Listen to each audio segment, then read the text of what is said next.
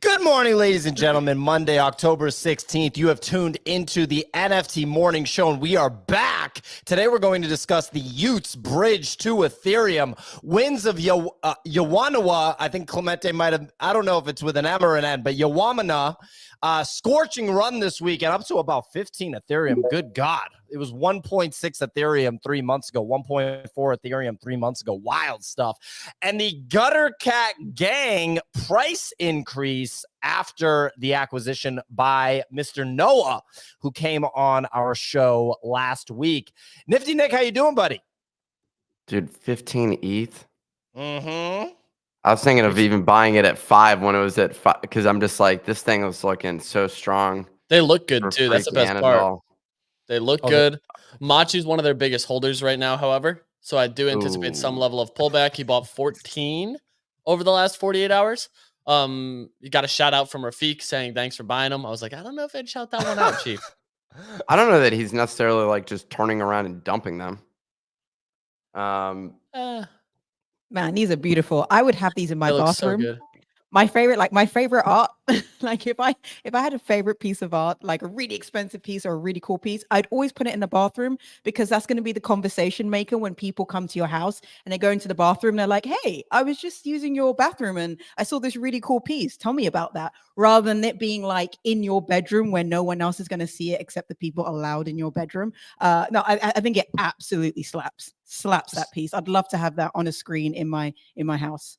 So real quick, I think I wouldn't be surprised if a lot of listeners, weren't aware of Rafiq Anadol, or maybe it's like a recent thing that they found out about Rafiq. In May 2021, my first NFT related business trip ever. I'd never talked to Nick before, didn't know who Easy was, Signal, same deal. I went to Miami and I met up with someone that runs a, NFT digital art, or is a digital art display. And he had been doing that for like 3 years, right? So pre-NFTs, it was just digital art frames. So in other words, screens for digital art. And I went to a penthouse apartment at the Ritz-Carlton, I want to say. Oh, aren't you special? And look you at go this guy. You go into the apartment and there was a multi-million-dollar digital frame that was just a wall. Nick would have loved this. It was like 2 stories, so like a 20-foot tall, narrow frame. And the guy put Rafiq Anadol on the frame. And so I was like 2-3 months in NFTs at this point, only buying stuff on Nifty Gateway. Bored Apes pumped that weekend for the first time. I remember because I had just been introduced to Kix, who at that time went by Sophisticated Art Speculator, and he was sending me messages on Discord saying that the Bored Apes were pumping. And I remember I responded, "Are they mooning?" And I don't even know why I remember this, but I was like, "Are they mooning?" And his response was, "They're most certainly pumping." And for some reason, that little exchange is burned into my memory. But I got to find the footage of me with this big ass thing, and they threw Rafiq Anadol on it. Rafiq Anadol is like an OG digital artist that's like acclaimed outside of the NFT space. Could have told you that this Wins of Yawanawa would be a good, or would see some price appreciation. Can't say I bought one, obviously, but yeah, shout out to anybody that got in on that one. I want to tell that little anecdote. Nick, what else is on your mind this morning? That one is a hard one for me, man. That's difficult. That's challenging to observe and just be like, you missed out on a big one. Talk about a huge gain in this market. That's you could have made what's the 15, at least $15,000 of gains off of that? Not bad. I have a feeling there might be some more action to come, buddy. Well, it's nice to see, the biggest takeaway here is the best gainers, if art has this sort of continued drive, it's bullish for the art space. For a period there, I remember when PFPs were like pretty much the only thing that was trading, other than, for most of 2021, you could get a squiggle sub 1 ETH for the first half, and then like were they that low? I thought it'd be like sub 3. 0.25 ETH is what you could pick it up early 2021. Yeah, and then later it pumped. But like in terms of pumped, it would get up to like 1 ETH, 2 ETH. I would also say that at that time, ETH was $4,000. So it's a big distinction. But like for the most part, well, then there was a period where everyone was like, yo, generative art is this like cool thing. And so like everyone suddenly found out what art blocks was, even though it had been around. And suddenly everyone was aping into literally any art blocks project. I would say that was like August. There was this one that dropped, starts with a T. I'm blanking on it. I had it, and you could rotate it, and there were these tubes that were like animated, and you could see. Anyways, the like everyone was jumping into that, and that was just like the trending thing at the moment. But then, to the frustration of the artists, art as a whole, in aggregate, was not seeing a bunch of demand. A lot of the people that are creating one-off art have not seen a lot of demand. The Winds of Yawanawa does kind of fall into the generative. Oh, it's certainly generative.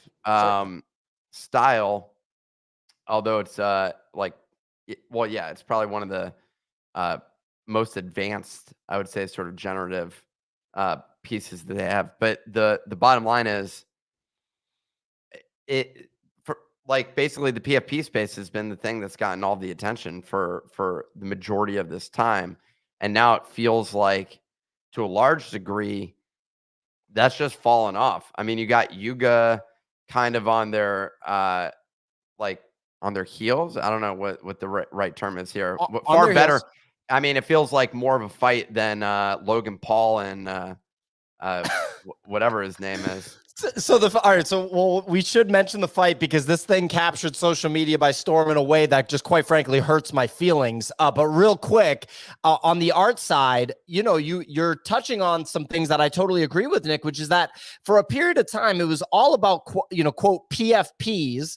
And that's because they were treated as like the Pokemon cards, like the tradable assets of the NFT space. The problem is every single person that ever bought a PFP, for the most part, bought it to sell it as soon as possible afterwards for some kind of profit.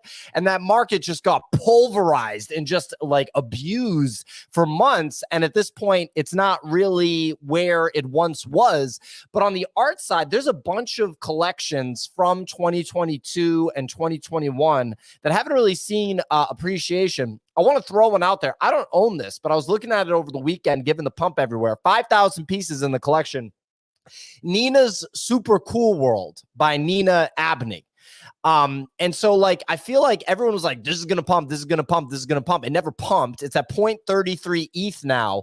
If everybody is going to decide that art is the right place to deploy capital into, because you don't have the execution risk of the profile picture startup collections in the NFT space, where no matter what is executed on, the execution makes the price go down, because people act like they want execution, but they actually just want the price to go up, right? So if people are going to just ape into art because there's no execution risk, that gets pretty interesting. And there's really good artists that have names outside of the NFT space and are progressing outside of the NFT space that haven't totally barbecued their supply in the NFT space. There's a lot of artists that were not well known outside the NFT space at all, but they were early to NFTs. And so they were just, some of the few assets that people interested in NFTs could buy. So their prices pumped. Then they inflated the hell out of their supply to make money and just totally barbecued it. I don't think that those collections are going to come back because the supplies are too high and the trust has been broken with those artists. But there's these select collections. I think I could dig up 2 or 3 more that I think would be interesting. The Nina's Super Cool World came to mind for me. It's just one where I feel like it could at some point pump if art's going to pump. And then we'd be like, oh, like I had thought about that, blah, blah, blah. Yeah, except that Rafiq Anadol's art looks 1,000 times better than this, like just visually. She may have a depth of experience in the world of art, but I look at them and I'm like, Rafiq is also respected. I'm not putting Rafiq into the category of somebody that's not respected outside of the space. Yeah, I just more look at if I'm buying art, then I'm thinking, how would I hang this on my wall? Like that's do I like this thing? And it's way less about just like, hey, I love it. Part of it is about, I feel like, status or sort of like some connection with the artist in terms of the fact that you're like, It's I'm completely speaking for about myself, that. but I mean, yeah, you can speak for me. No, go ahead. Theo, please do.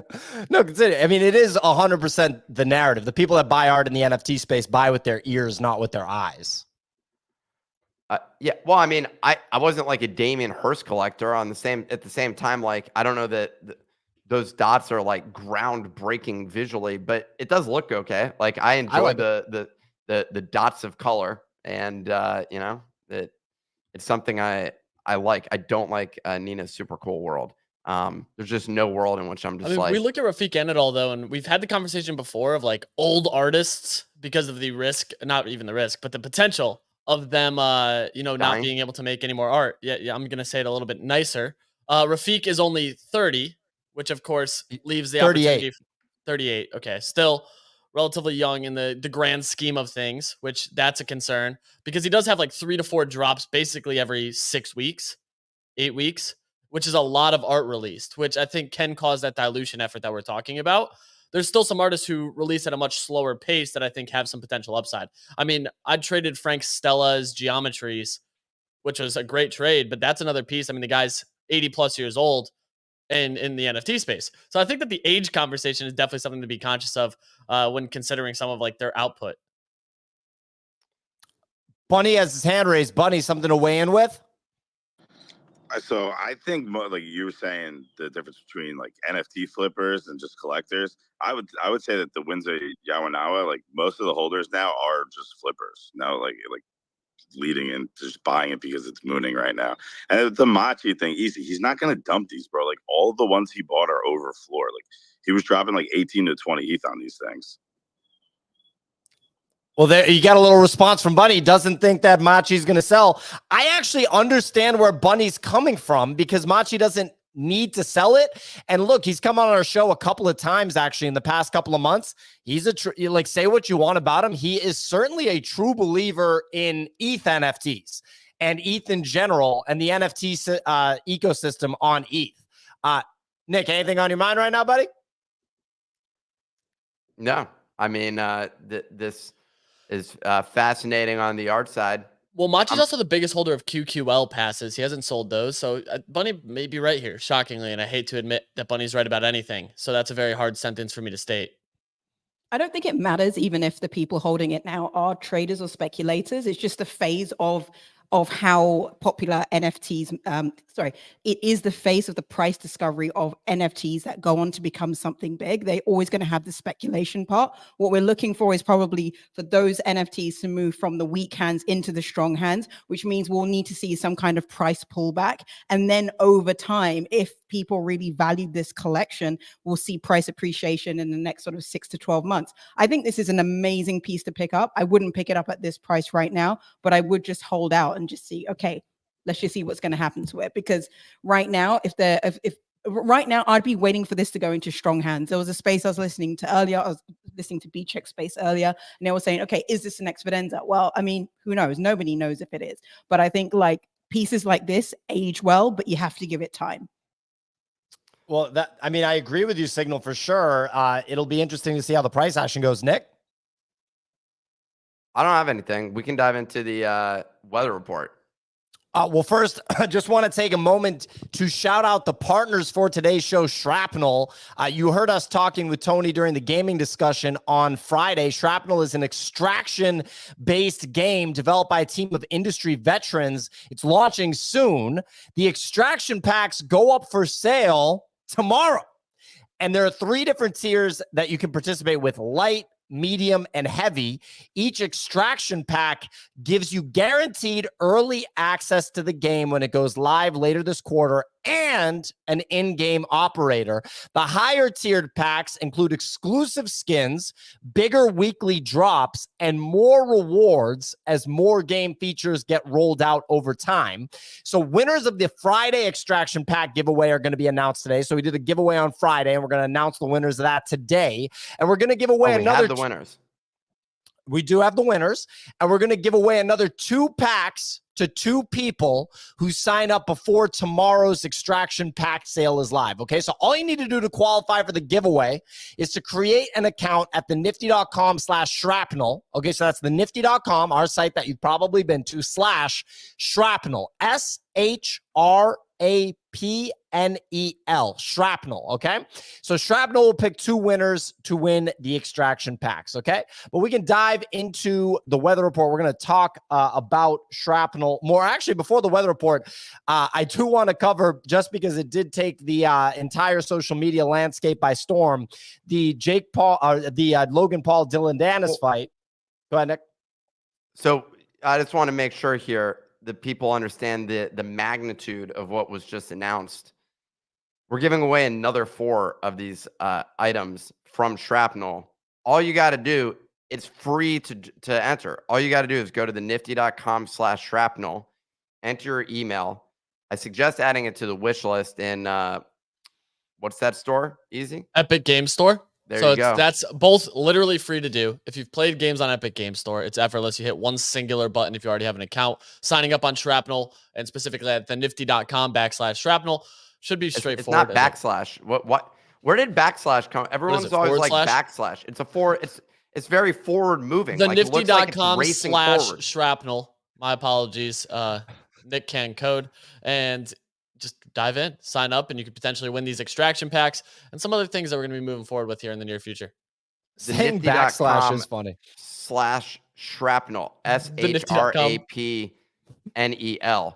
We're thinking about making a shorter version of this, since some people, especially in the NFT space, are mentally challenged and they're incapable of actually spelling words. So that's something that we like to do. That's also why we pivoted a lot of our content recently toward video, is because people can't actually read the text that they're seeing on Twitter. Instead, they write grammatically challenged sort of content. They attempt to get words out, but they don't have it there. So yeah, if you're not signed up, look, it's free. Just enter your email there, the nifty.com/shrapnel. Do another drawing today. It's like, I don't know the total value, but it's something like $1,000 that we're giving out again. And let me just say, I don't know if you see how many people are in the room right now. Not that many. You got pretty good odds. Okay, so head on over there. Sorry, we love ourselves. Well, I was going to say, we love ourselves a well-built AAA level video game that you can sign up for free, right? That's not, I don't think that's too hard of an ask. If people are interested in playing a badass video game with sick graphics, there you go. You could also go play like a Yuga developed game that you can't figure out what to do or where the buttons are on the damn page, and throw your mouse at the monitor because you're so agitated with the fact that this thing is the most confusing piece of crap that you've ever played. And now suddenly all the whole game that I've been playing has just been resulting in the price of my underlying NFT going down. So yeah, but Nick, now they have a dedicated Twitter. They now have at Yuga Gaming, because to make it even easier, so that we can follow Yuga, other side, Yuga Gaming, Bored Ape Yacht Club. I don't know what other, but do they only have 4 accounts? I feel like they have NFT. Yeah. Meebits. Meebits has their own Twitter account. Nick, if I'm just throwing names out there. If you remember, I made that master doc studying the presence of like all the major accounts, and the Yuga one, I remember the table. Do you remember the table was really big with all the different accounts? And I was like, so you guys got 13 social media accounts. We only have 1. It's like, you got to make more. Well, wow. That was an interesting pivot. I wouldn't use them as like the social media strategy here is an interesting one. You got to turn on your notifications for all of them to make sure that you stay up to date on what's going on. Anyways, the whole situation just challenging there. Let's talk about the fight though. Well, it wasn't a fight. It was just bullshit. I'm the chump. I've never paid for a fight, but I saw that it was about to go down, and my mom was in town visiting. We'd just come back from doing something, and I was like, let's take a break. We'll put this thing on, see what the deal is. And I'm just like, I didn't want to go through dealing with like ad block stuff. And I'm like, I'll just pay the $50. Let's just go watch the thing. So the best fight of all of them, from what I saw, was the featherweight version with these two guys that like ended up high-fiving each other at the end. A guy from Brooklyn and a guy from the Philippines. Did you see that one? Slim versus Salt Poppy and Salt Poppy. Those were some good guys. Like, it great just fight. seemed like it was like it seemed like, I mean, they did not seem like they had any knowledge of how to fight whatsoever either, but at least they were like connecting with each other.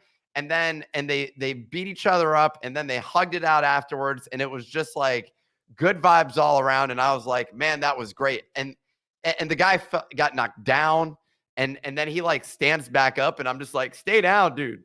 Like, stay down. Slim's comments after were like, I'm not trying to give the guy brain damage. Like, he was not there. He's like, I just needed to keep throwing punches so that they would end the fight, because he was physically beat up. Like, that guy, he did not look good. But hey, shout out to him for getting back up off the ground and swinging. There was another fight before that too. They had a tag team boxing fight.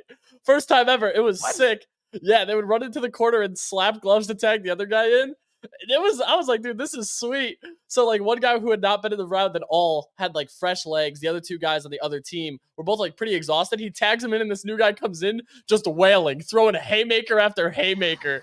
It was awesome. I was like, this is so badass. It was like WWE tag team. Yeah, B-Ways, the white dude with the mullet. He comes in, he's like, I was drunk, by the way. And he knocks this guy down. He's gave his manager his phone, who was like live tweeting what he wanted to say between rounds. It was so funny. Hold on, did he just leap on top of the other guy? What I would say is I actually like this angle, which is making the event like a circus type of show versus. Dude, awesome. This guy's like crying. I mean, like, dude, he came in and he hit him so hard and just like threw a haymaker over the top and just cleaned this clock. The tag-in is so funny too. He like runs over to the corner and just like slaps gloves, and he's like, all right, now it's go time. I like this because you're kind of showing the audience what this is. It's like a freak show circus thing versus an actual competitive sporting competition. Oh my God. It looks like Jerry Springer in the ring. Like that's entertaining. I think that's ideal. Yeah, you just missed that fight. That was right before the Slim Salt Poppy one. So you had those back to back, and you're like, oh, this card's heating up. I'm excited for Dillon, Danis, Logan, Paul. And then the bullshit that was, I was like, damn, you guys really set this up to look good. I think we got breaking. Well, so real quick, I wanted to talk about the fight because it hurt my feelings that so many people. We don't need to hear this thing. We already know about this, dude. This is just nonsense. No one cares. Ladies and gentlemen, so first of all, ladies and gentlemen, I'm going to make sure that all of you understand that you need to learn about Bitcoin by the end of this year. I mean, you hate the idea of learning about Bitcoin so bad. There's the term the music you're looking for. Breaking news!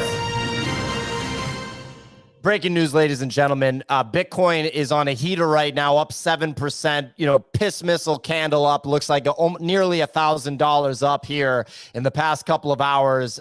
Clemente is telling me the Bitcoin ETF got approved. Is that correct, Clemente? iShares Bitcoin Spot ETF has been approved by the SEC. So the iShares being the first one, we still, of course, have Vanguard, Grayscales. There's another one, something Tree. Wisdom Tree maybe, but there's like 7 others that after one gets approved, there's a high likelihood that the rest will. So this is huge. I'm excited. Solana pumped big time. Yeah, Solana's giga sending off the back of this too. This is what we love to see, baby. This is the pull is back. Up 11%. That's the one. Looks like I'm trying to see what's Bitcoin's up 7%. Number one gainer here, Solana. That's We're going the one to 27.6. 27.6 is the target. So Clemente is going to look up a tweet for me that I'm going to pull up. It's funny that this lines up exactly from a timing perspective as everyone expected that knows what's going on. It's just literally lining up mid-October before the end of the year, Bitcoin having next year in April. I bring it up. People refuse to listen. I'm sure when we get back to all-time highs, people will be like, yeah, you didn't properly say it. Guys, figure it out. Learn about Bitcoin. Figure it out, guys. This stuff is inevitable. I'm just saying, figure it out. Nothing fundamentally changed about Bitcoin, by the way. Exactly. All this proves is that people can trade and speculate on the price. All this Yes, proves is that Nick. BlackRock is the heavyweight champion of getting BlackRock approvals spot done. Bitcoin ETF just got approved. Yeah, so Wow. they're just approving them all. Like I said, as soon as one gets approved, they basically have to approve the rest of them. BlackRock, as you see, just approved BlackRock's. iShares has been approved. We're just gonna keep seeing these rolling all day. We're gonna get like 6 or 7 more of these throughout the day. Clemente, search bid under Mike Alfred's profile. He had a tweet over the weekend I want to show everybody real quick, and then I'm going to dig up another tweet that I'm going to send Mike over to you on Alfred. Slack. Classic. You're not following him, and you're in the dark. You don't know what's going on. I do follow him. I see his tweets. Thank you.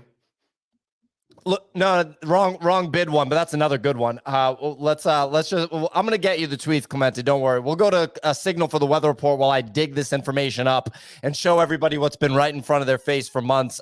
Signal, please go ahead. Monday, October 16th. You got market volume coming in at 9.3, Blur down at 4.8, OpenSea at 3.1. On the market leaders, we've just spoken about the wins of Yawanawa, obviously the winner of the weekend, doing that clean 2x up to almost a 14 ETH floor with only 1K collection, and it's now completely revealed. The other movers this weekend include Guttercat Gang. They're up 70% to 1.25, which was PO's call for October, and Only Force is up 17% to 0.8 ETH. Over the weekend, Utes bridge from Polygon to Ethereum is now live, and 10 holders that bridge in the first 24 hours will be selected to win a free Ute. On October the 22nd, a paper hand bridge tax of 33% fees will be applied to the collection on Polygon. Ute's floor price remains unchanged at around 0.8 ETH, recording 80 ETH in volume so far. Following negative feedback last week from the holders over the lack of rewards, Yuga have added 150K more ape coins to the heavy metal top 10 leaderboard price pool, and has added a Yuga Labs gaming account on Twitter for distinct messaging between the gaming and the collectibles.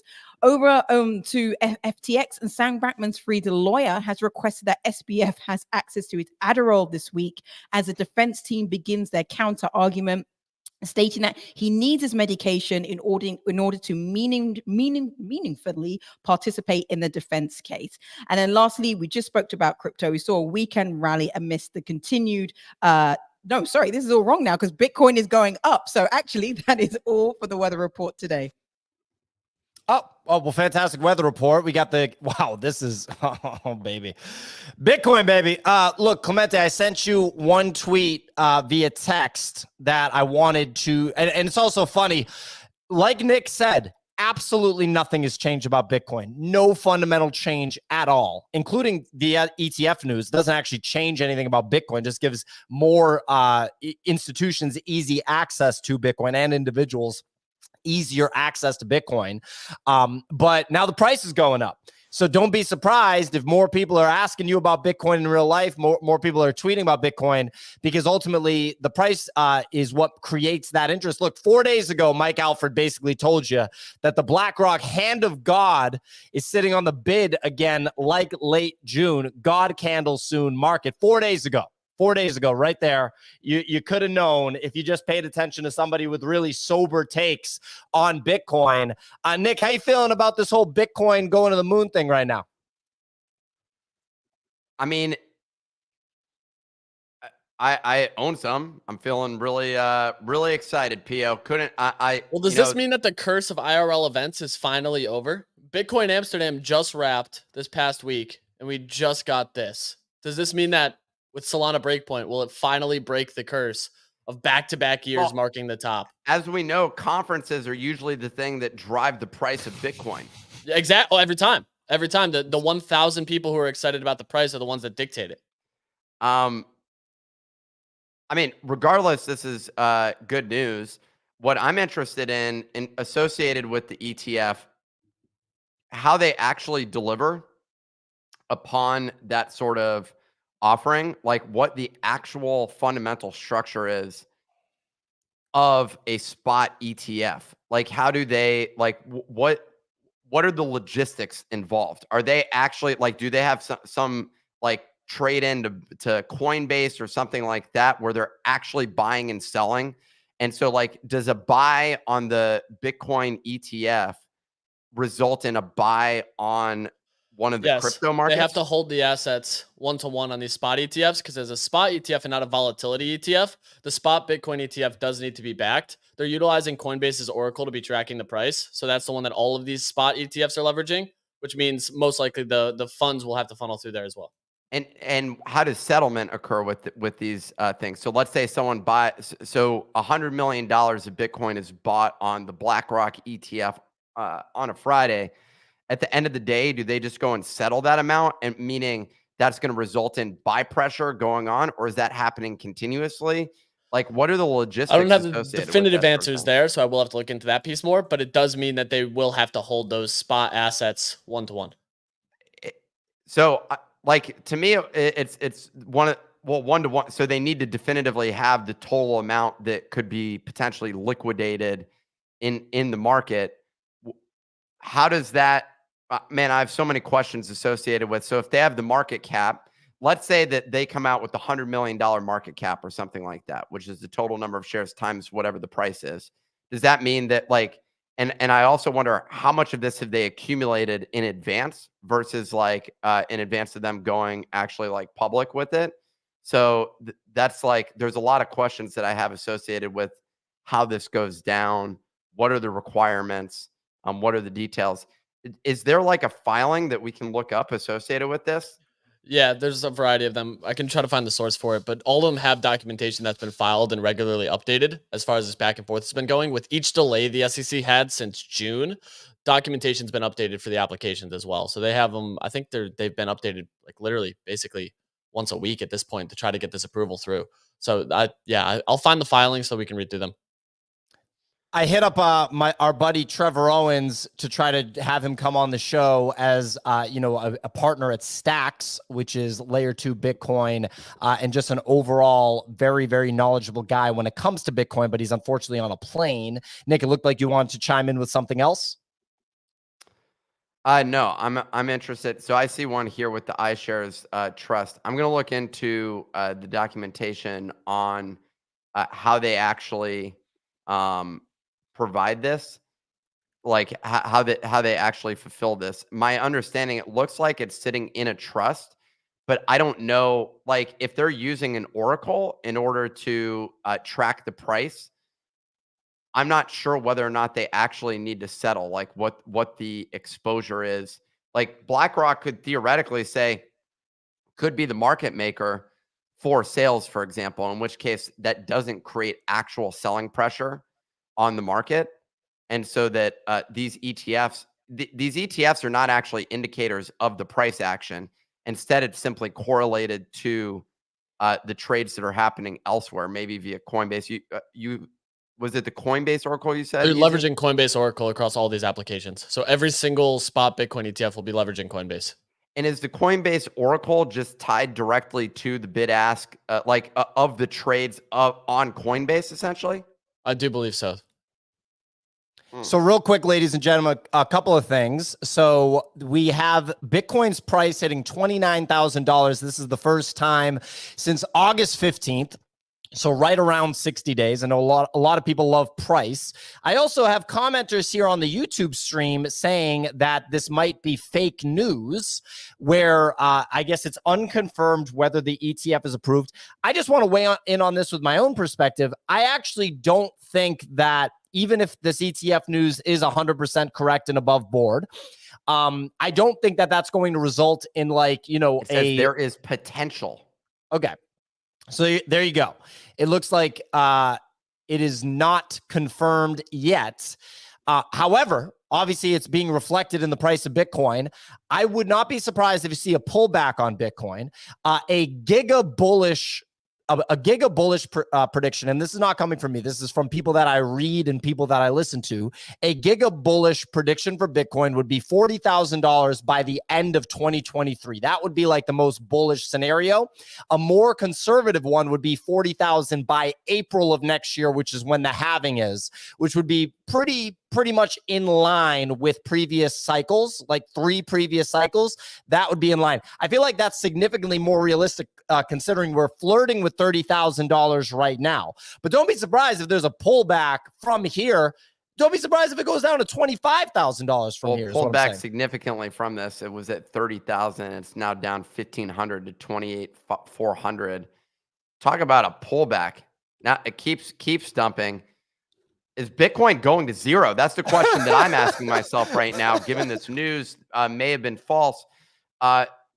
Manipulation of the market by that Twitter account quoting CoinTelegraph, or CoinTelegraph actually was the one that posted it. CoinTelegraph is, I don't know. Although I did meet, no, they were part of CoinDesk, not CoinTelegraph. CoinTelegraph, that for them to break some news like this is very questionable. They're a weird one for me. Well, here's the deal. No matter. So we got a meme, ladies and gentlemen. We got a meme pulled up on the video feed. It is a gentleman named Minister of NFTs, very well-known meme artist in the NFT kind of corner of the internet. Posted the Kevin James hand in the pockets viral meme that I'm sure you've seen. And it says CoinTelegraph intern who placed a long before tweeting this, implying that a random intern that runs the CoinTelegraph account just placed a personal long in their like Coinbase account or something, and then just tweeted this out and then just took profits on it. Very funny meme right there. If you wanted the meme breakdown, there it was. Anyway, look, ladies and gentlemen, it is a foregone conclusion that there will be ETF approvals given all the action that we've seen with the SEC basically losing battles left and right. I mean, we could reel off 3 or 4 examples of the SEC losing. We could. Gary Gensler. Google it. Gary Gensler is not well liked. It's very, very clear. You guys have seen the footage, of him just getting kind of grilled by pretty much everybody in DC. It is an inevitability that there are going to be multiple Bitcoin ETFs approved. Call it in the next 9 months. Maybe it's this week. That could happen. But if not, it'll be in the next 9 months. You have to think it's just imploding. I literally just said that would or could happen.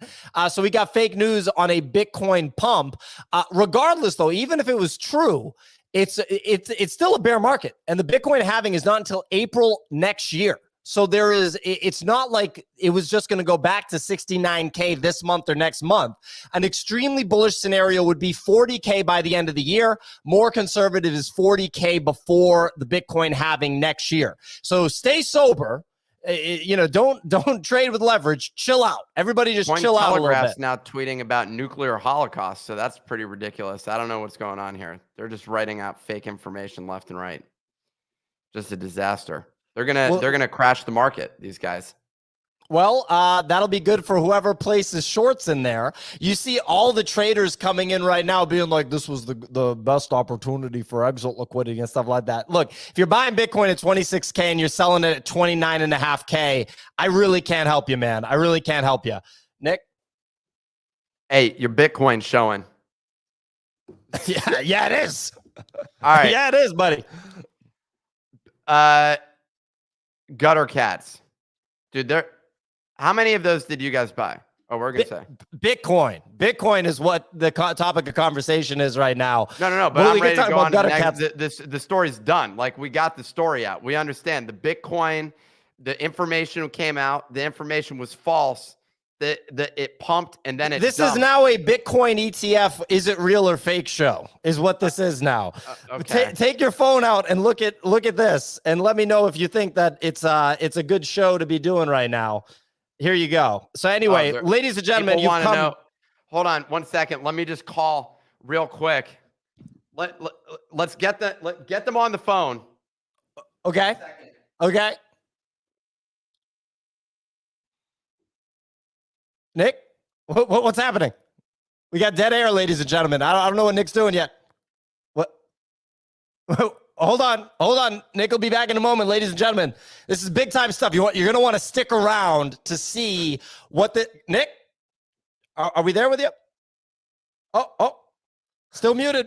Hey, buddy. Can you hear me? We can hear you.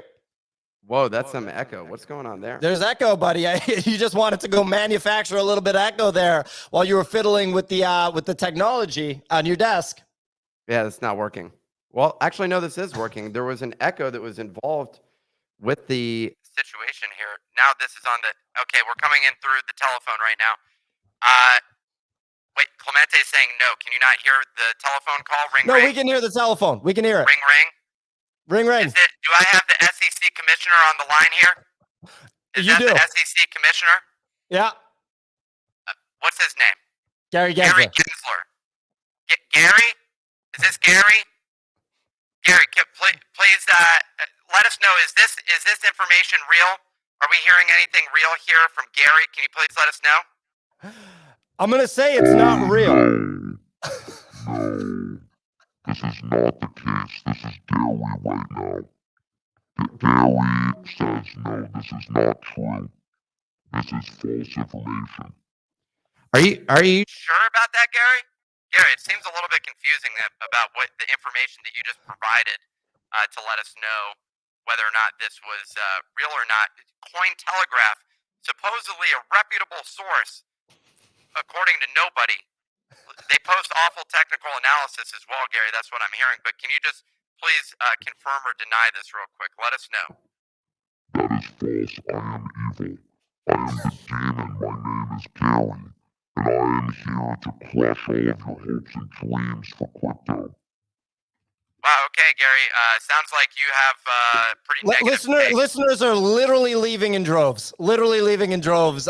They didn't want to hear from fake Gary Gensler. They want to hear about whether the Bitcoin ETF is approved or not. Ladies and gentlemen, I'm going to go ahead and say it is not approved. You saw a sample of what price action might look like given an approval of an ETF. I will mention for a third or a fourth time that a Bitcoin ETF approval right now, mid-October 2023, still several months, 7-8 months out from the BlackRock. Bitcoin having. Breaking news. BlackRock has confirmed that this is false.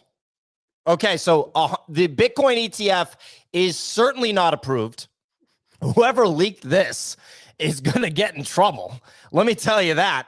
Who's the jackass that decided to do this? Trouble. They're going to get a spanking, according to Pio. They are. Get a little spanking on the bum. They really are. So anyway, even if it was true, it wasn't going to be like a piss missile to all-time high price for Bitcoin. We're still 8 months out from the halving. And, I know I've said it a few times, just a lot of new listeners are in the room. From what I read and what I hear from people that are significantly smarter than me and closer to just full-time studying Bitcoin all the time. Like BitBoy Crypto? No, 40K Bitcoin by the end of 2023 is a giga bullish scenario. 40K Bitcoin by the halving next year in April, May would be a more conservative, realistic scenario. It wasn't going to be 69K this month because of the ETF approval, which was fake news. I do wonder, Nick, you come from the world of, blog posting and confirming sources and journalism. How do you think something like this leaked? Leaked? What do you mean leaked? There's no fake leaked. Fake leaked. Well, so the word leak should not be included in this statement. This is, how do you think someone made up news and tweeted about it? Fine. Have you read Twitter? Have you been on the site recently? Everything's fake. It's all made up at this point in time. That literally 80% of the news stories that you read about are just completely false. So that's kind of and you seem aghast or shocked, surprised maybe at the fact that the information was not accurate associated with this ETF. Look, our newsroom over here, they were doing the digging and they were able to reject this information. What I'm interested in doing is we need to do more of this where maybe in the future, we become the source of the rumor. But normally when we get a rumor, we've done that a few times, though. We've been the source, but it always ends up panning out exactly as we break it. And this time, though, so Nick, are you saying that we should just start posting false news? On Twitter, that does appear to be an effective strategy. And while community notes will show up, they show up a little bit after it's already gone viral and you've reached millions of people. So CoinTelegraph, I wonder if CoinTelegraph has taken responsibility and whether or not there will be a live beheading of their editor on their account later today. That's what I'm trying to figure out.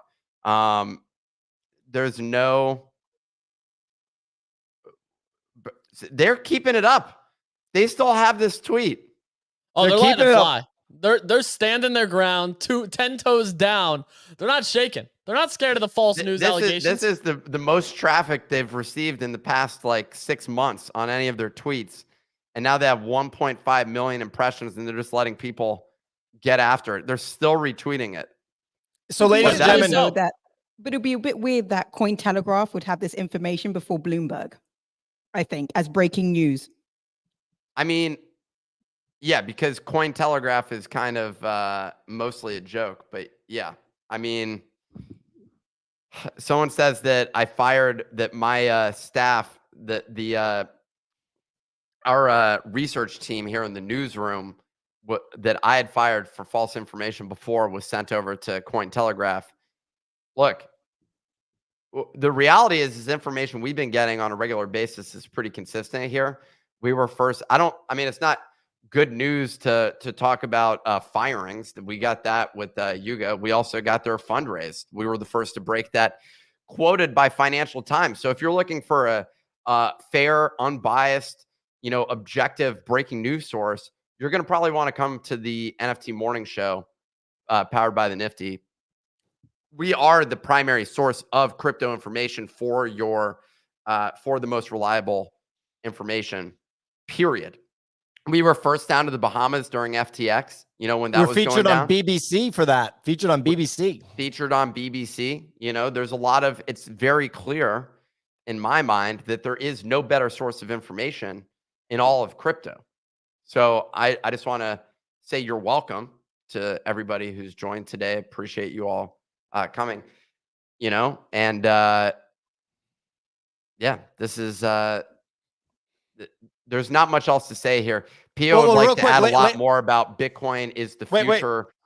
Real quick, ladies and gentlemen, the price of Bitcoin is now below 28K. So all of those gains, if you look at the chart, the candle goes up and then it goes down. All the gains of the past hour after that tweet have been wiped away. It is good news because now you have the opportunity to accumulate Bitcoin ahead of the halving next year at a better price. So obviously it is good news. That's not news, Pio. That's opinion. I wanted to comment. Some commenters are saying that the same thing that people say before every single Bitcoin halving every single time, which is that the halving is priced in. And because it's priced in, the price won't go up after the halving. It's literally a meme. And it happens every single cycle. And my advice to those people is don't just be a meme. Like, try to think, well, wait a minute. If I'm just going to be a meme, shouldn't I just do the opposite of that? The halving will not be priced in the 6 to 12 months following the halving. You will see crazy price action. But we are still quite a ways away from that. And it's not dependent on an ETF or anything like that. It just isn't. But Dude, anyway. That bull run during this show was electric. That was the best bull run we've ever had, to be honest. Like, seeing the bull run right into the bear in real time was euphoric. Well, we're not there yet. The ETF has not been approved. It was fake news. You have to wonder how that fake news made its way out into the world. Seeing a lot of interest, though, I will say. Go ahead. I'll tell you, Pio, here's what happened. So a person picked up their phone and decided to tweet it. That's the way that information got out. That intern better have been net long before he tweeted that. So where I'm wondering is, where did the subsequent information say that? I remember Easy jumping in during this, as this was happening, saying, okay, we also got breaking news that the BlackRock one has come out. Where did that come from? No, BlackRock is iShares. You're muted. Or sorry, Easy, you're muted. It was all just getting tweeted back to back. I was just following the Twitter timeline that I have up here. You have Walter Bloomberg from DITA1 also tweeting it, who's like, I guess regarded as iShares is BlackRock. And why are they tweeting both of them? No, I like iShares, BlackRock iShares. That's the name of their funds. It is the same entity people are talking about, but people don't know that iShares is BlackRock, but it's the same entity. Well, then I was reading false news. So yeah, there you go. iShares is the ETF brand of BlackRock. Well, we got it. Looks like we finally posted our first fake news. Who posted the fake news? It was just all over the timeline. Yourself before you speak. I don't know what's going on with that trigger there. Sorry, got a quick Twitter fingers over here. Quick trigger finger. Anyways, ladies and gentlemen, fake news on the Bitcoin ETF. Saw the price pump to near 30K, then pull back. Solana, same deal. Nick, go ahead. Yeah, so here's another thing.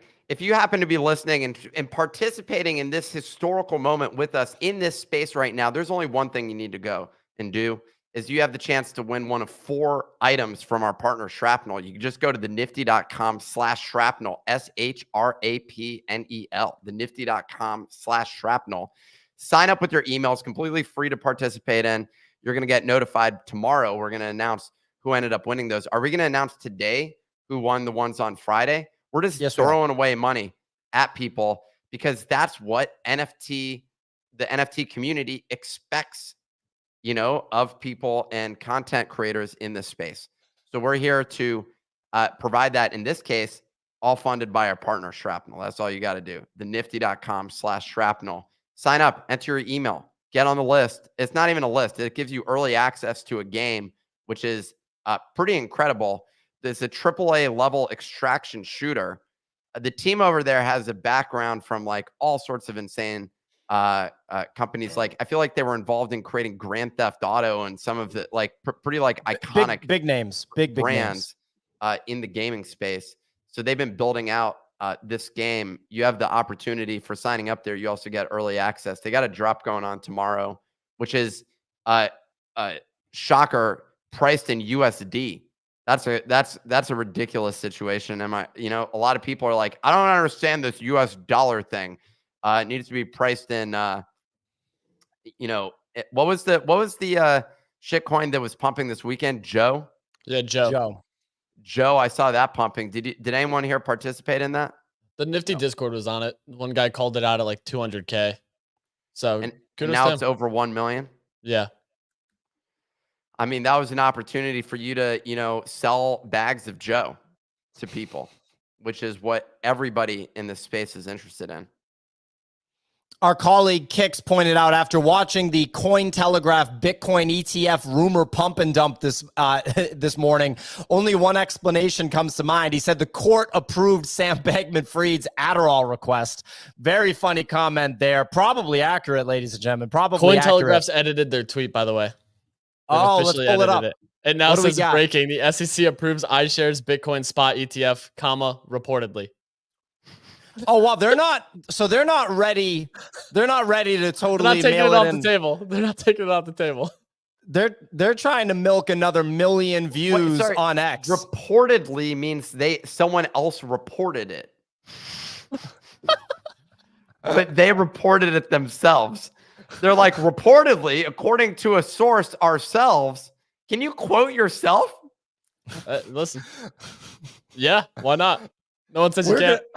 We're going to do that. We're going to make up wild news stories and then just say reportedly. And it's like, who reported it? And you just post the Kevin James meme in response to it. So ladies and gentlemen, what we are discussing here is CoinTelegraph, once reputable, now disgraced media company. They were never reputable. I'm trying to make it dramatic, Nick. Once reputable, now disgraced crypto news organization has changed their tweet. Their original tweet was that the SEC approved the iShares, that's BlackRock's ETF product, Bitcoin Spot ETF. Now it got 1.5 million views on that tweet. You got to think there's going to be a little bit of X, revenue share on that, Twitter revenue share. Now saying that it's reportedly approved. We don't know who's reporting it. We don't have a source. BlackRock, someone's saying BlackRock is confirmed it's not true. So it's kind of a shit show. Bunny, you have your hand raised. Something to weigh in on the Bitcoin ETF situation. Yeah, it looks like if CoinTelegraph is correct, right, and they're the ones that broke this story, Kobe, the popular crypto influencer, said that he'll eat his own dick on a live stream. Thank you for that update, Bunny. Did he actually say that? Yes. I don't see that. He responded it's on inverse. Check inverse, bro. I got inverse, bro. Well, there you go. You got a little action from degenerate anonymous people on crypto Twitter. That's big news. Anyway, ladies and gentlemen, we got the price of Bitcoin holding on for dear life at 28,000 US dollars. All of the gains of the day have been erased at this point. We saw Bitcoin touch near 30K. All of that has been erased. It is mid-October 2023. The Bitcoin halving is in April of next year, April or May. So don't expect a moonshot piss missile between now and then. Expect more sober gains on Bitcoin. Saw a 3% pump on Bitcoin this weekend, maybe anticipating the fake news of today, if that's possible. Obviously, seeing a lot of audience growth on Twitter Spaces just talking about the Bitcoin ETF, so there's clearly a tremendous amount of interest there. Nick, it looks like you wanted to weigh in with something. This is not an indicator of people's interest in Bitcoin. This is an indicator of people's interest in fake news. And we need to break up or break another story right now. Give me one, Pio. Is it a fake? Like we're making up fake news on the spot? Yeah, just give me. Well, I'm not saying that we're making it up. I'm just saying that reportedly. Okay, reportedly, Joe Biden is the second largest holder of Bitcoin. Okay, wow. Well, that was not a good story. Fake news. Of course, that was the thing that you can't. That was the best story you could come up with. Let me hear an example of a good story from you, Nick. Yuga acquires Gutter Cat Gang. Nobody knows either of those entities. Found not guilty. That's interesting. Sam Bankman. Yes, How there we go. Yuga acquiring Gutter Cat bigger than the president of the United States being the second largest Bitcoin holder. Nobody that came here for the Bitcoin ETF news knows what Yuga Labs or Gutter Cat Gang is. So that was an interesting misstep by Nick right there. Give it another go, Nobody, Nick. you think literally nobody? If they're listening to Twitter Spaces, then they've traded an NFT in their life. Okay, I'm just letting you know. Nope. I'm just letting you know. You're getting actively booed. Leo booed you for that one, Nick. That's rare. Usually Nick is being met with like a standing ovation, ridiculous applause. A rare misstep by Nick, ladies and gentlemen. Very interesting. On the day of CoinTelegraph spreading fake news, we also got a rare error from our very own Nick O'Neill. Very rare. Walmart has removed Pudgy Penguins from their stores. No one knows what Pudgy Penguins is. No one knows what Pudgy Penguins is. Actually, a lot of the crypto people do, Pio, because they were pissed off because they didn't understand how an NFT project could actually get something into Walmart. That was something that's actually. It's still not as good as the story I came up with for a fake story. But anyway, ladies and gentlemen, $28,000 Bitcoin here on the back of fake news from CoinTelegraph. They haven't even fully walked it back. They're saying reportedly, they're still standing by it, putting reportedly in the tweet instead of just declaring it as a fact. We will see how long it takes for them to fully walk it back. That's what everyone's expecting. Nick, something to weigh in with? Yeah, I'm interested in discussing Gutter Cat Gang now, Pio. It's really important. I understand you're concerned, but this is where I'm just going with the loyalists at this point. That's what, if they go down, that's totally fine. All right. I mean, we can keep. Okay, ladies and gentlemen, you want to sit here for an extra hour to talk about Bitcoin? Gutter Cat Gang, ladies and gentlemen, is an NFT project, a niche NFT project that rose to popularity initially in early 2021, shortly after Bored Ape Yacht Club, a very well-known NFT entity, exploded in popularity in early 2021. Of Bitcoin ordinals. Bitcoin ordinals did not yet even exist yet. So this is a historical artifact for those that pay attention to Bitcoin, because I need to say that word every 5 minutes for this. Because 5 seconds. We have a fear of people leaving the space because they're not interested in that. So Gutter Cat Gang actually had a tumultuous run afterwards. Wasn't really performing very well for nearly a year. A lot of people speculating that the founders of Gutter Cat Gang, Bitcoin, actually were not properly running the project, as you call it in the NFT space, Bitcoin. And so what happened was recently somebody came in to acquire Gutter Cat Bitcoin Gang. And what happened was now that he's acquired it, the price has appreciated by a 4 to 5x on Gutter Cat Gang Bitcoin. And as a result, what we're seeing is a lot of renewed interest in Bitcoin, Gutter Cat Gang thus far. So I'm trying to preserve, Nick, the number of listeners here, but they are still falling off despite me saying Bitcoin over and over again. I think your way of delivering it is actually part of the problem at this point in time. So that is an issue.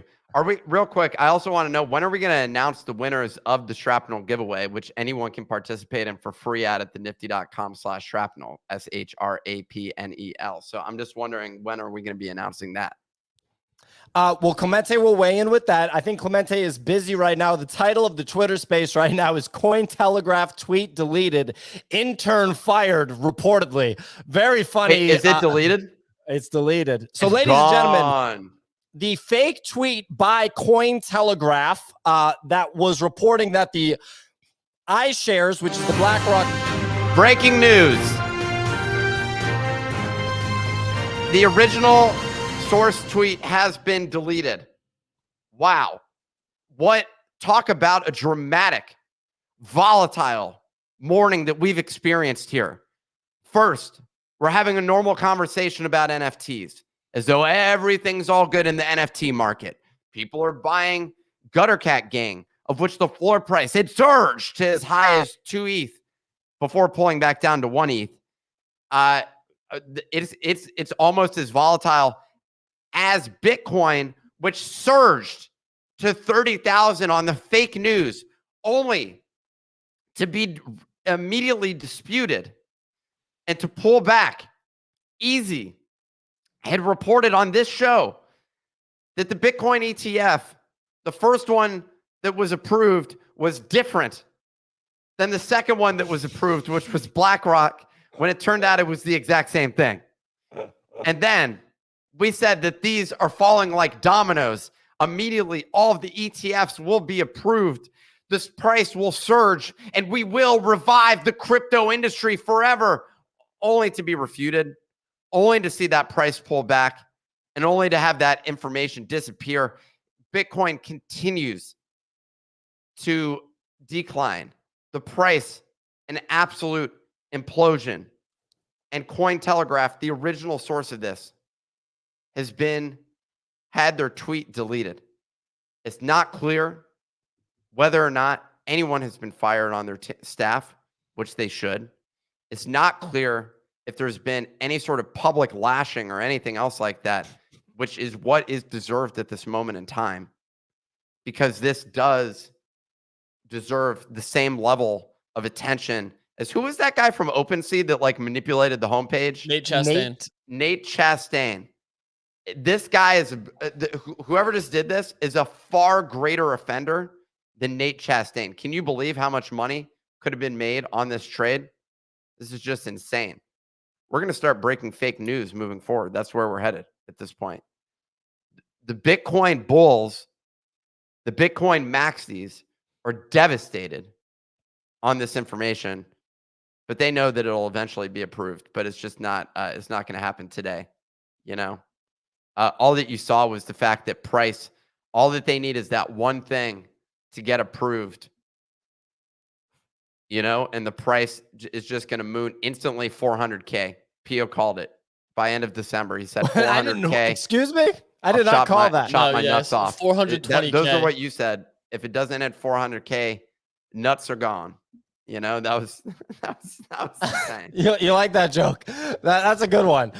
Clemente, our producer, has secured the name of the social media director of CoinTelegraph. This gentleman might be responsible for the commotion. This is just mean.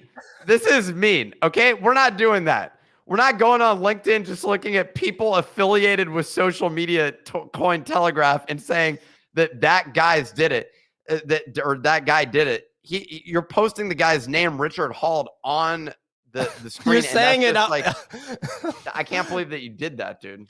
You're saying it out loud on a Twitter show in front of near 1,000 people. I'm sure by the time it's all said and done, it'll be close to 20 or 30,000, because those are the normal numbers that we get on this show. And today, on the day of the fake Bitcoin news by CoinTelegraph, ladies and gentlemen, if you tuned into the show, it's probably because you wanted to get the story on whether the Bitcoin BlackRock iShares ETF had been approved, but it hadn't. It has not. That is now confirmed, and CoinTelegraph's credibility may have been set aflame by a social media director at CoinTelegraph. Well, their reputation was already in the garbage, so I don't think that anyone was shocked by that. But the whole space is eager for this news to become true. And look, the Sam Bankman-Fried trial is back. Today, let's talk about that. We have Nishad Singh, who's one of the executives at, I believe he was one of the executives at Alameda, and he was one of the key figures in this trial. So he's coming on and he's being asked a lot of questions. This is actually, no, this says Murad. I don't know who Murad is. That is somebody else. Nishad may come on later, or maybe they're putting a typo here. Maybe this is a victim, Murad. I have no idea, but it is active. I will say, if you're looking for the up-to-date feed of what's going on in the case, Inner City Press, I don't know how the hell they have this feed going on of live publishing of what's taking place here, but they've figured out some way to get into the room and have a full stream essentially of the transcript. So if you want to know what's going on, you can get it live from them, Inner City Press. They're awesome. I'm curious to know like what's going to happen with the Adderall situation with Sam, whether they're going to actually allow him to take it before testifying, or whether he's just going to have to go up there cold turkey and defend for his life. So I now have. And quickly, Nick, before you go, just ladies and gentlemen, we've pivoted a little bit. We're just quickly discussing the FTX trial, which is ongoing in New York City right over here. Caroline Ellison testifying against Sam Bankman-Fried, the founder and CEO of FTX. A lot of people feel that he's going to be, raked over the coals, and that she's going to be just, a star witness rolling over on him. Just going into a little bit of detail on that. Of course, the Bitcoin ETF fake news happened this morning, pumped the price of Bitcoin to near 30K. It's now retraced and all gains have been erased. And CoinTelegraph has deleted their tweet. BlackRock has come out and said that the news was fake news. Bitcoin Magazine also confirming it was fake news. Just want to put that out there. Nick, go ahead, please. The drama is extreme. We're witnessing one of the most extreme scenarios ever in the history of crypto, in which a tweet from an irreputable source, is that the way of saying not reputable? I believe I like that word, irreputable source. Look, I wasn't a master of English in school. I just want to be clear about this, and it's clear. I just use the word again, clear. I'm redundant like that when I'm articulating things about the news, so it's obvious. It's apparent that I don't fully understand English, but what I can communicate is the price of Bitcoin, which is currently at 28K. P.O. was saying that it fully pulled back. It's not fully. It was down. It opened this morning at around 27,000. So we're still up 1,000 because that tweet was still circulating. And I'm assuming that people are still buying it as a result of that. The real question that a lot of people are wondering, is it going to go to zero? And my expectation is no. I don't think that it's going to go to zero. The thing that I was saying unrelated to that is you should check out the Inner City Press. This guy is just on point. They're covering, they don't just cover these trials, by the way. They cover a bunch of them. This is hard actual reporting. These guys are some of the best journalists, period. They're covering all sorts of criminal court trials. So if you're looking for a live feed of what's going on there, I highly recommend them. Respect to that team over there, Inner City Press. I'll be at the trial myself probably this week. We're going to be going more often, but we have some important on-the-street video production stuff to take care of today specifically. We have, we just need to continue forward and marching forward with that. If you're not following us and you're new to this show, make sure to smash that follow button. The person speaking right now is not P.O. It's all Nick, the person directly adjacent to P.O. Vincenzo is what he goes by on the internet. POV. My name. So some may say that it's not, but Anyway, ladies and gentlemen, yeah, just to lock in, if you're just joining, we were covering the fake news. This show happens Monday through Friday, 9 a.m. Eastern time. Just so happened that the fake news delivered by CoinTelegraph, and not reputable source and less reputable now, reported that the iShares Bitcoin ETF, the iShares product being the BlackRock ETF product, ETF had been approved for Bitcoin. You saw an immediate reflection of that news in the price action on Bitcoin. Saw a pump to near 30K. That pump has now been erased because the news has been proven to be fake. If anything else comes out about it, we'll be here to kind of discuss it. Regardless, what I've been letting everybody know is the people that I read, the people that I listen to that are Bitcoin experts more so than myself, would tell you that ETF approval or not, an incredibly bullish, like, almost fantastically bullish scenario would be 40K Bitcoin by the end of 2023. A more reasonable conservative scenario would be 40K Bitcoin by the time of the next Bitcoin halving, which is next year, April or May. I'm in that camp. I'm more sober, than I think a lot of the moon boys, as you might call them, thinking we'd get to 40K by the end of this year. But you never know with Bitcoin, because if you remember in December 2020, Bitcoin ran from 16 grand, if I'm not mistaken, to north of 30 grand in a very short period of time, maybe a matter of a week or a week and a half. Nick? I mean, I remember that candle, Pio. I remember the price action on Bitcoin at that moment in time where it went from one price to another.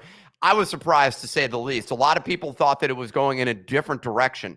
This is the sort of stuff that happens on a daily basis. Many people think that the price is going to go down, and then instead it turns around and it goes up. Those people who were betting on it going down end up losing money, and those people that were betting on it going up end up making money. And that's the way that trading happens on the price action of Bitcoin. Right now, the price action happens to be 28,045. What were you going to say, Pio? Big mouth open. Well, sorry, what I was going to say is Clemente, the producer of this show, is giving me some information. He's looking at, so I think Clemente is really shocked by the fact that CoinTelegraph falsely reported this news, and he's looking up professionals that work at CoinTelegraph on LinkedIn. Are we just posting pictures of people and their names? Hold on, Nick, hold on. The CEO of CoinTelegraph, it now says he's the former CEO of CoinTelegraph on LinkedIn. This is Wes Kaplan. I don't know if that's a recent thing, or if that was something that was already, or like if that happened today, or if that's something that's already happened. Do you think he literally just updated his LinkedIn profile? The first thing that happened in the, like, a massive fallout from the Bitcoin ETF fake tweet fiasco of CoinTelegraph is the former CEO, who may have been CEO moments ago, may not have been CEO moments ago, may have updated his LinkedIn profile or may not have updated his LinkedIn profile. We're digging into this right now. Clemente doing that hard-hitting LinkedIn profile research to figure out what's going on. We're going to go. Can you pull up another random employee from CoinTelegraph, Clemente? Maybe a salesperson over there or something like that. Someone who sells ads, because they're definitely, they're complicit in this crime that was just committed. And it's time that we just start calling out names, apparently. Well, there you go. And ladies and gentlemen, we are pulling up some of these LinkedIn profiles on our video feed. You can see the video feed on X, also available on YouTube. It's in my profile if you want to actually watch the show versus just listen to it. Nick, it looks like you wanted to weigh in with something. I was going to say, for those that did not participate, because we will be wrapping soon, I want to give them the last opportunity to participate in today's giveaway, which you can get at thenifty.com/shrapnel, SHRAPNEL. It's a AAA game, first party extraction shooter, first player first person extraction shooter. Ladies and gentlemen, we partnered with Shrapnel, a AAA level game. It clearly, Nick is a huge gamer and understands. I said one word wrong, and Pio suddenly attacking me for getting one word. I told you I didn't study English. Okay, I spoke street. Okay, I learned. I was abandoned as a young child. You So know, we're gonna do my something here. We're mom's gonna actually in the other room right now, so hopefully she's not hearing this. We're gonna let somebody on stage. I've let Andrew T, who runs data at Blockworks. He calls himself just an idiot with a block explorer. Andrew T, what prompted you to join the stage? Hey guys, just wanted to share a couple facts about the wave of liquidations right after the tweet. You know, we just put out a report on the fake Bitcoin ETF. It's over 105 million in liquidations, about 73 million of that in longs, and 32 million of that in shorts. I'm sorry, that's opposite. 72 million in shorts, 33 million in longs liquidated in about a half hour, and a 7% round trip candle at Binance. It opened at the BTC USDT market, opened at $27,883 at 9 a.m. and hit a hourly top at 30,000 about a half hour later. Just really wild volatility, and thought it would be interesting for you guys to get those stats. Absolutely. Appreciate you joining the show. Nick?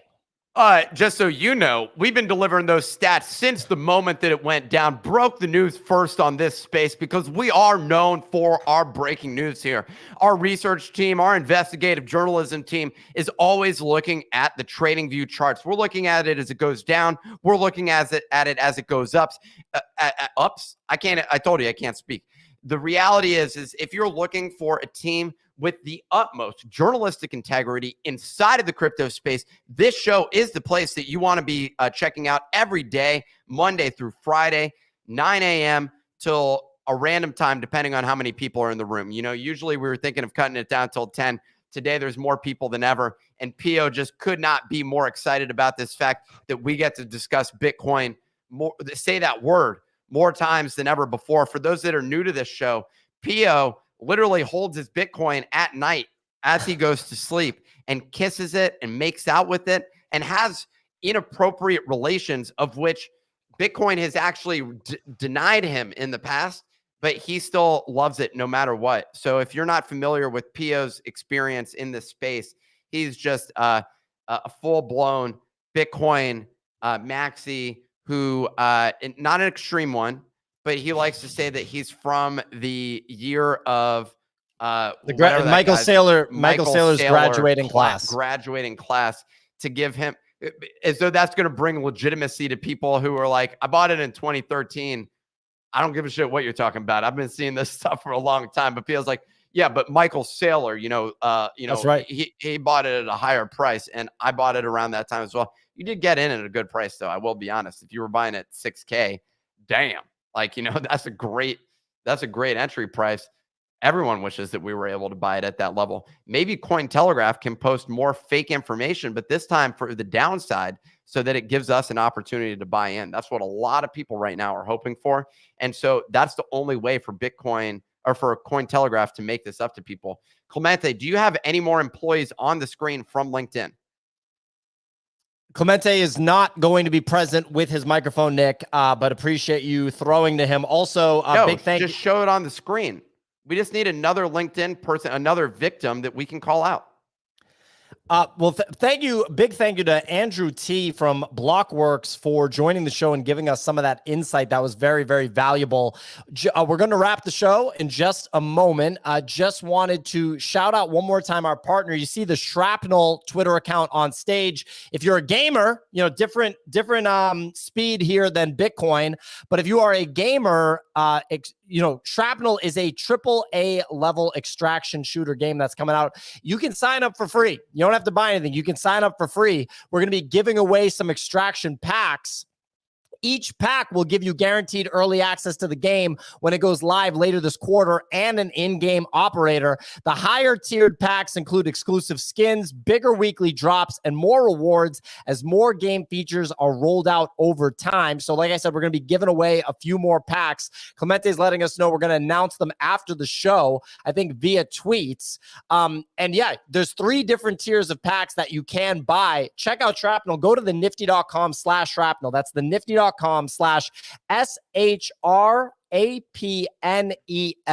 That's SHRAPNEL. SHRAPNEL, the nifty.com/shrapnel. Anyway, ladies and gentlemen, I think we're about ready to wrap. Clemente might have another LinkedIn page. Nick, did you want him to share that? Yeah, can you pull that up real quick, Clemente? We're looking for employees from CoinTelegraph for us to sort of just burn at the stake. Head of marketing, Ron Salmond. Was he involved in this? It's not clear yet. So you can pull that off the screen there, Clemente. It's not clear, and that's inappropriate of you to do something like that. So we won't be. I can't believe you did that, dude. That's just ridiculous. Anyways, appreciate all of you participating. We'll see you on the next episode. This has been a real one. You know, CoinTelegraph gave us some fodder to discuss for a Monday morning. Shout out to everyone also that signed up for the Shrapnel giveaway and for getting early access. All you got to do, once again, last time I'll mention it, the nifty.com/shrapnel, SHRAPNEL, the nifty.com/shrapnel. Sign up there and you can participate in the giveaway that's going on. We got another one going on tomorrow. So you want to be signed up, ready to go. We're going to be giving these away probably for a big chunk of this week with the drop starting tomorrow. So really excited about it. Thanks. Shout out to Shrapnel for sponsoring the show. There you go, ladies and gentlemen. Check out Shrapnel.